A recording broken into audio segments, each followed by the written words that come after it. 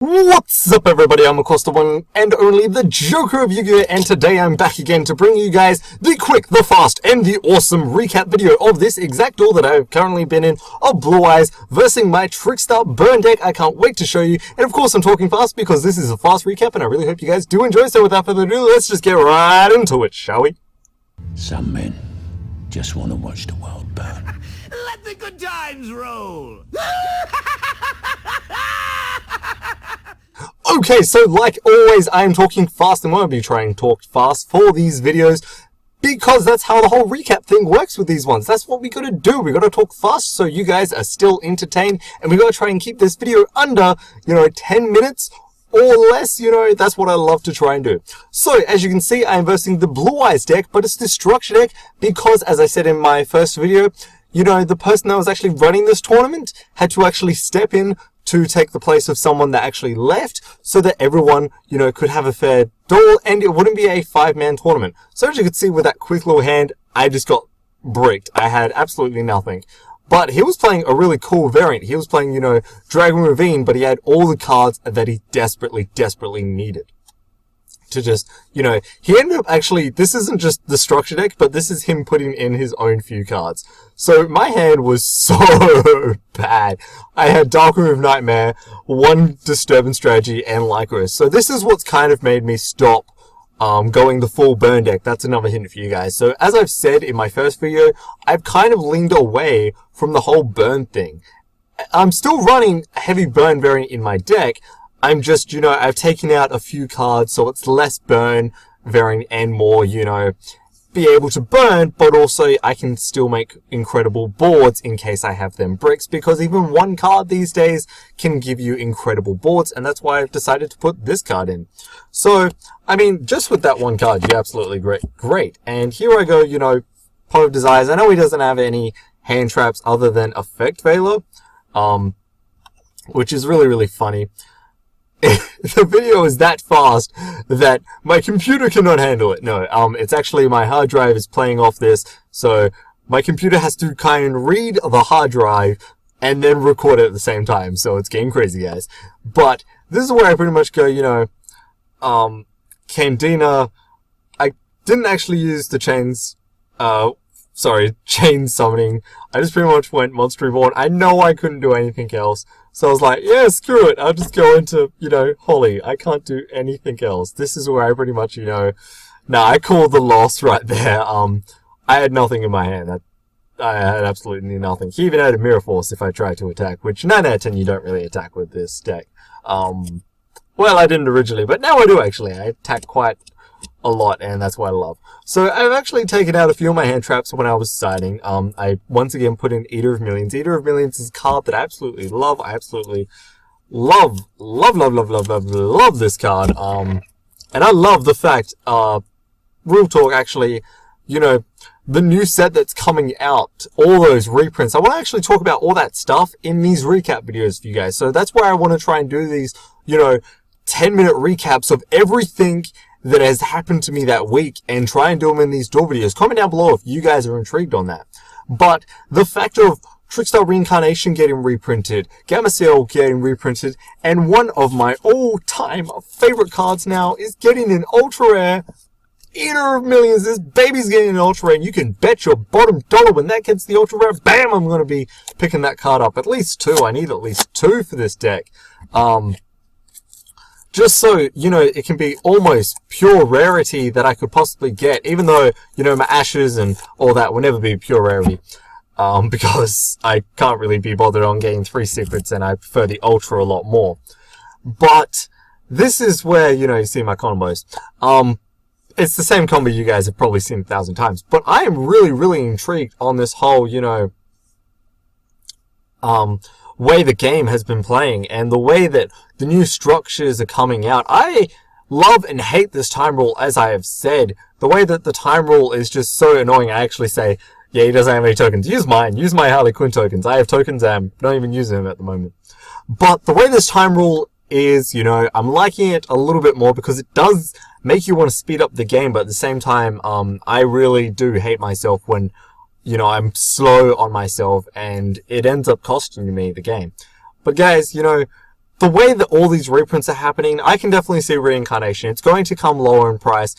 But I paid, you know, $60 for a core when it first came out. So for me, I have never lost money on this deck. I have never, you know, overpaid for anything in this deck for me. So make sure to do that, guys. Make sure to always be careful on how much you're paying for a deck. There's a little tip for you guys right there. I don't want to ever see you guys overpay for cards. But when it comes to these particular cards that are coming out, it's absolutely great. The fact that Trickstar Reincarnation is getting a reprint, so more Trickstar players can play. Personally, no, I don't ever think that the card is ever going to be getting hit, just yet. If anything, the Droll and Lock combo is the main thing that would probably get hit. So hit Droll and, you know, it would give more versatile to other decks. But at the same time, Droll is a real good card that is hurting a lot of other decks. If you're versing Goki, if you're versing all those other cards, yeah, here I just go for the whole honestly play. And I actually said honestly, I think, I think I said that. I can't remember. Watch the original video if you want to hear all the terrible puns and things that I say 9 out of 10. But guys, you know, the way that all these reprints are happening, yes, I can definitely see this deck is just going to get so much love. And I don't see it's going to get so much hate. I absolutely think that it's going to work really, really well for us. So I personally can't wait to see what happens with this deck. I'm really intrigued by it. Here I just go for the whole Eater of Millions. I always 9 out of 10 put this in, and that's why I just love running it. But guys, you know, a few cards that I recommend everyone picking up at this point in the game is definitely Droll. Pick up Eater. Eater can actually be run in any deck, and it's a cheap, budget, problematic card. You know, if you've got a problem, you know, 9 out of 10, Eater can just solve it. As you can see, it just gets over 9 out of 10 of all the cards that are out there. So Eater of Millions, another card that I absolutely recommend. Scapegoat, with the whole Nightmares, that's another thing I recommend picking up. But, you know, these things can be splashed into any deck and make it great. Honestly, it just depends on what you're playing, and comment down below what you play, and hopefully I can give you guys some tips. Personally, I love playing the Scapegoats now, because that Nightmare combos is absolutely great. I can't wait to show you what I've done with this deck. As you can already guess, what I've kind of put in to the main, what I've kind of, you know, changed with the extra just by the things I've said. If you can pick up on those little hints, you know, it's absolutely great. But it does depend on what you're playing, what you like to play, and how you like to play. Just keep all that in mind. And with this new set coming out, the way that all these reprints are coming, you know, be mindful of how much you're spending into this game. Just wait and maybe just get the Megatins, because cards like Borolo Dragon, yeah, that, if you can get it cheap, then yes, I recommend getting it cheap. Because the rarity is really nice. You can play it for a little bit, and, you know, maybe you might not pull it in the Megatins. I don't know on that. Like, you know, sometimes the Megatins say they guarantee that you're going to get the card. Like, this new set says it guarantees that you're going to get the new reincarnation in every single box. At least, you know, a few of them. But, you know, at the same time, you never know with your luck. So just be mindful on that, guys. Just always be careful. You never know. So here you can actually see that he's playing the Malefic combo. That's basically just the generic thing. I go, you know, Dark Hole, just, I don't care at this point. But yeah, guys, so I just want to really give you guys some tips and helpful things that have personally helped me in the long run. So yes, Ash is a really great card, but if you can't afford it at this point, don't worry. Personally, get Droll and Lock. Droll and Lock is a card that really hurts over a lot of decks. Ash can work a lot better, yes, but if you can't afford it, then don't worry. Unless you're going into the high professional tournaments, then yeah, definitely get Ash. But if you're not going into them and you're just going into your locals, get Droll. You know, even if you have to side it against Trickstars, Gokis, Sky Strikers, do that instead. Because seriously, Droll can hurt all three of those decks. And, you know, that's what I absolutely love seeing. Another card, as I said, Eater of Millions. As you can see, you can just sit on it.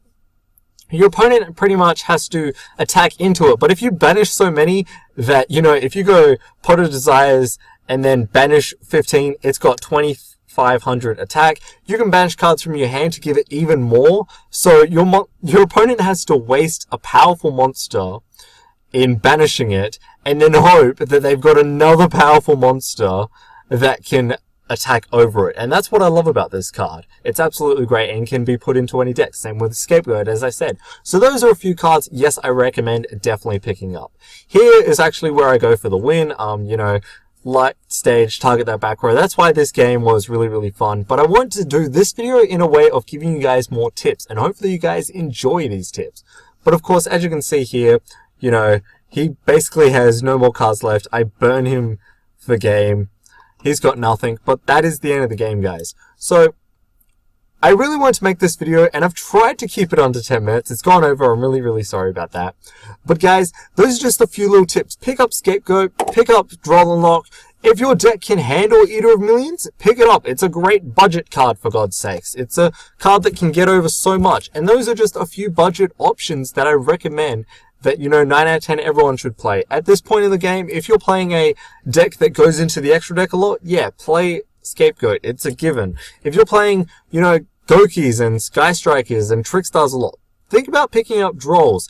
Ghost Ogre is, yes, it's a pretty decent hand trap, but I feel like it's becoming irrelevant because of all the cards. Like, if you go out against Sky Strikers, they still get the search, then they can use the search of Hornet, still go into another link, and you've just wasted a Ghost Ogre.